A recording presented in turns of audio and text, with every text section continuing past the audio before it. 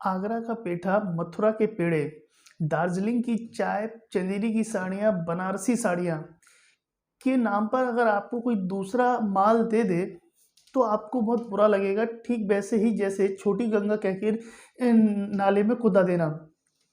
दोस्तों, आज मैं आपसे बात करने वाला हूँ जीआई टैग के बारे में। जीआई टैग क्या होता है और इसका इस्तेमाल कौन कर सकता है और कौन जीआई टैग देता है, इसके बेनिफिट्स क्या क्या हैं।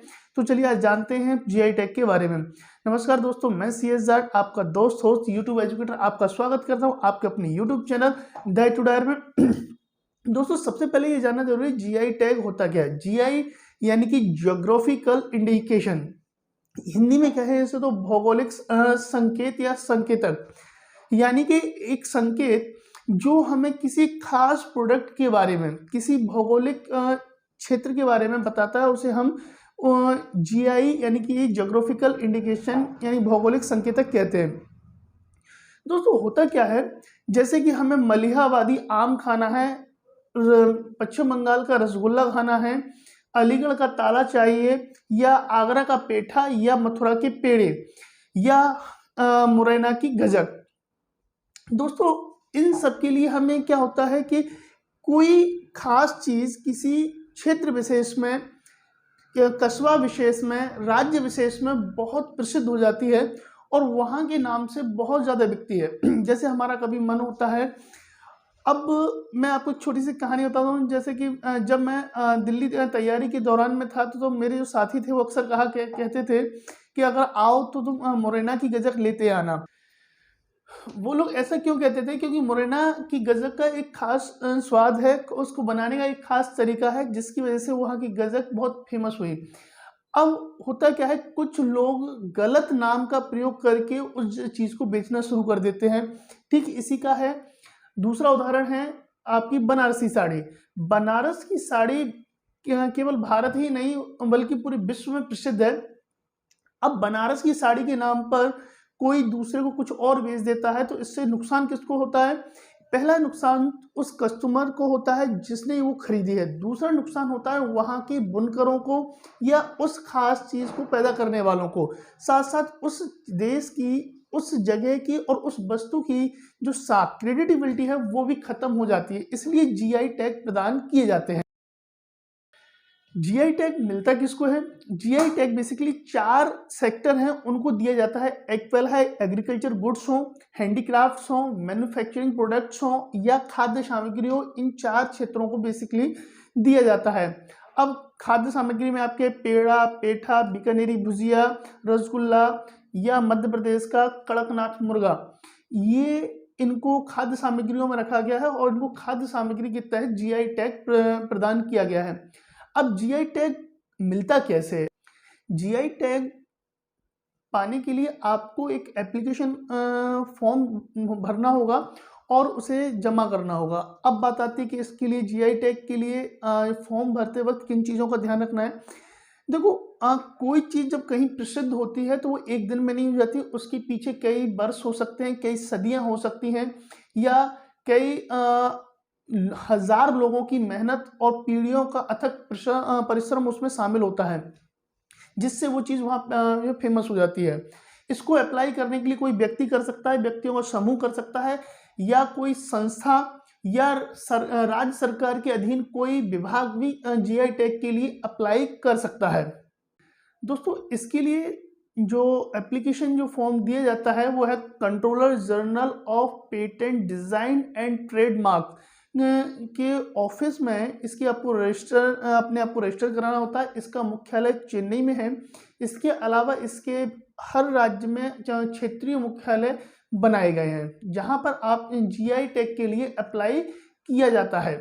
जीआई टैग में खास बात यह है कि एक जीआई टैग जनरली, जैसे मैंने अभी आपको बताया कि जीआई टैग सिर्फ एक जगह की खास के लिए मिलता है, लेकिन कुछ जीआई टैग है जिनको बांट दिया जाता है। अब जैसे कुछ समय पहले एक लड़ाई हुई थी रसगुल्ला को लेके, बंगाल और उड़ीसा वाले दोनों लोगों ने अपने दावे पेश किए, तो इसमें 2 जीआई टैग दिए गए, बंगाल का रसगुल्ला, उड़ीसा का रसगुल्ला। ठीक ऐसे ही एक जीआई टैग है जो कई सारी जीआई टैग हैं, जैसे बासमती चावल, हरियाणा का बासमती चावल उत्तर प्रदेश का बासमती चावल, बिहार का बासमती चावल, पश्चिम बंगाल का बासमती चावल, पंजाब का बासमती चावल। तो इसके लिए भी कई सारे उदाहरण दिए जा सकते हैं। लेकिन कई बार लड़ाई में जरूरी नहीं कि हर बार बांटा जाए। जैसे कड़कनाथ मुर्गे को लेके जो छत्तीसगढ़ और मध्य प्रदेश दोनों ने एक साथ अप्लाई किया, दोनों में इस बात का था कि कड़कनाथ को कहाँ का इसको प्रोडक्ट माना जाए। इसमें जो दावे, प्रूफ और साक्ष्य जो दिए गए, उसके आधार पर मध्य प्रदेश को माना गया कि मध्य प्रदेश को जीआई टैग दिया जाए कड़कनाथ मुर्गे के लिए। क्या जीआई टैग हमेशा के लिए रहता है? नहीं, ऐसा बिल्कुल नहीं है। जीआई टैग केवल 10 साल के लिए मिलता है, फिर हम इसको रिन्यू करा सकते हैं आगे 10 साल के लिए। अब बात आती है कि जीआई टैग का इस्तेमाल करने से क्या आपके प्रोडक्ट को क्या कोई दूसरा नहीं बना सकता? बिल्कुल, ऐसा बिल्कुल नहीं है। ये पेटेंट नहीं है, इसको पेटेंट से अलग समझें। ये पेटेंट नहीं होता है, पेटेंट अलग है, उसे मैं एक अलग वीडियो में आपसे डिस्कस करूंगा। जीआई टैग से सिर्फ और सिर्फ आपके प्रोडक्ट को पहचान मिलती है कि ये प्रोडक्ट उस खास क्षेत्र का है, वहाँ के लोगों के द्वारा बनाया गया है। यानी कि उस क्षेत्र में रहने वाले लोग ज़्यादा बना सकते हैं, कोई भी बना सकता है। यहाँ आपको पेटेंट नहीं मिलता है, यहाँ पर आपको सिर्फ उसकी पहचान मिलती है। जैसे कि तिरुपति बालाजी का लड्डू, वो लड्डू सिर्फ तिरुपति बालाजी में ही मिलेगा, इसके अलावा कहीं और नहीं मिलेगा। ये उसकी खास पहचान है। अब यहाँ उसके साथ में उसको पेटेंट भी है कि कोई और नहीं बनाएगा। लेकिन जैसे हम आगरे के पेठे की बात करें या हम कंधमाल हल्दी की बात करें, तो हल्दी तो कोई भी उगा सकता है। चंदेरी साड़ियों की बात करें तो जो चंदेरी सिल्क है, तो वहाँ जितने भी बुनकर हैं कोई भी बना सकता है, इसमें आप किसी को रोक नहीं सकते। जब हम किसी को रोक नहीं सकते तो फिर जीआई टैग का जो फायदा है वो मैन्युफैक्चरर को कैसे मिलेगा? तो इसके फायदे दो तरीके से मिलते हैं। एक तो बेसिक उसकी असली और नकली, जिसे हम कहते हैं ना कि असली है या नहीं है, तो उस बात की पहचान के लिए। दूसरा, इसका जो दूसरा फायदा मिलता है वो है टूरिज्म को इससे भी बड़ा मिलता है।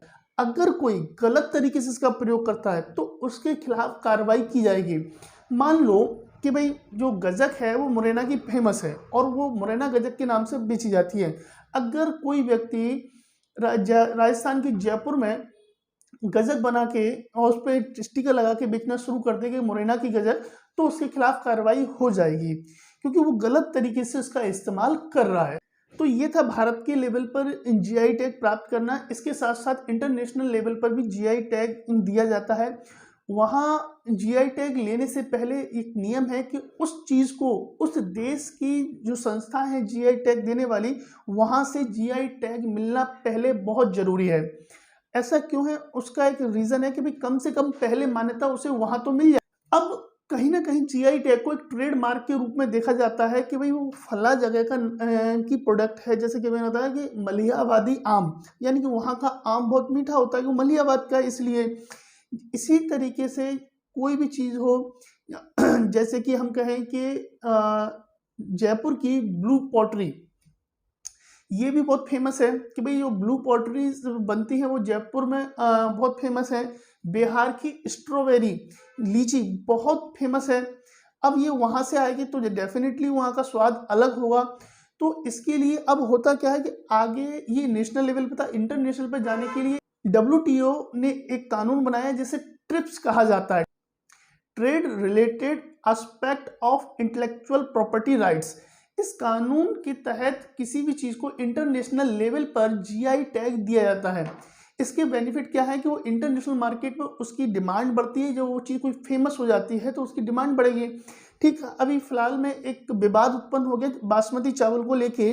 तो एक ये व्यक्ति कुत्ते सी शक्ल का, सॉरी ये नहीं, ये सॉरी हाँ, मतलब शक्ल, ये कुत्ते सी शक्ल जो पाकिस्तान का नक्शा है उसने बासमती चावल को लेके यूरोपियन संघ में हमारे भारत की शिकायत की, वो लेके कि बासमती चावल पाकिस्तान का है।